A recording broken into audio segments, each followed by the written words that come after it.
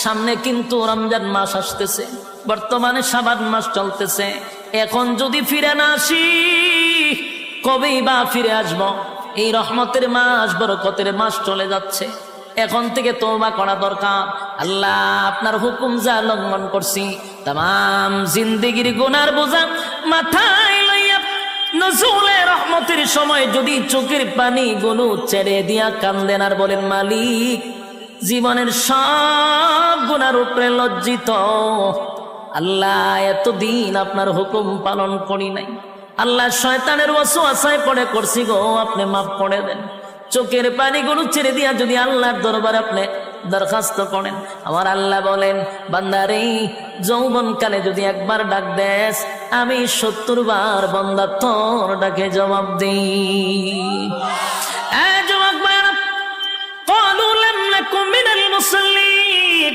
যারা দুনিয়ার জমিনে মুসল্লি ছিল না তারাই তো জাহান্নামী, এক নম্বরে জাহান্নামে যাওয়ার কারণ। আল্লাহর নবী বলেন, উম্মতেরানি হাশরের মাঠে যদি হিসাব হয়, আউয়ালু মা ইউহাসাবু বিহিল আবদু ইয়াউমাল কিয়ামাতিস সালাহ, কিয়ামতের ময়দানে সর্বপ্রথম হিসাবটা হবে নামাজের। বলুন কিসের? 1 নম্বর হিসাব হবে নামাজ। অথচ আমাদের সমাজের মানুষ নামাজটাকে বড় অবহেলা করে, নামাজ পড়ে না, হেলায় আর কেলায়। জিগাইল হুজুর